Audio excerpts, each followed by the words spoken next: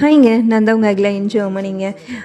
ஜெர்மனியோட public ட்ரான்ஸ்போர்ட்டை பற்றி ஒரு இன்ட்ரெஸ்டிங்கான ஒரு 3 விஷயத்த சொல்ல போகிறேங்க. ஃபஸ்ட்டு விஷயங்க, நம்ம இந்தியாவில் எப்படிங்க வந்து பப்ளிக் ட்ரான்ஸ்போர்ட் யூஸ் பண்ணோன்னா கொஞ்சம் சிரமமான விஷயம் தானேங்க. ஏன்னா பயங்கர டிராஃபிக்காக இருக்கும், க்ரௌடாக இருக்கும், வந்து சம்டைம்ஸ் கரெக்ட் டைமுக்கு வந்து பஸ்ஸு ட்ரெயின் வர்றதில்ல, அந்த மாதிரிலாம் இருக்குங்க. பட் ஜெர்மனியில் வந்துட்டு அந்த ஒரு பிரச்சனையே கிடையாதுங்க.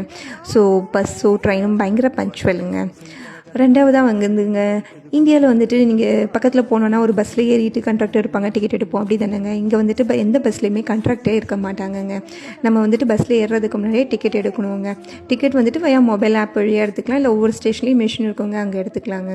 மூணாவதாங்க, நம்ம இந்தியாவில் வந்துட்டு எங்கேயாவது போனோன்னா அந்த பஸ் எங்கே போகும், எப்போ வரும் அப்படிலாம் கேட்போம். இங்கே அந்த பிரச்சனையே இல்லைங்க. கூகுள் மேப்பில் பார்த்துக்கலாம், இல்லைனா வந்துட்டு ஆப் நிறையா இருக்குங்க, டிவி நேவிகேட்டர், அப்போ ஒவ்வொரு ரீஜனுக்கு ஆப் இருக்குங்க. அந்த ஆப்பில் பார்த்தீங்கன்னா உங்களுக்கு கரெக்டான டைம் எப்போ பஸ் வரும், எங்கே நிற்கும், எங்கே மாறணும், எல்லாமே தெளிவாக இருக்குங்க. இங்கே ஜெர்மனியில் டிரான்ஸ்போர்ட் ரொம்ப ஈஸிங்க.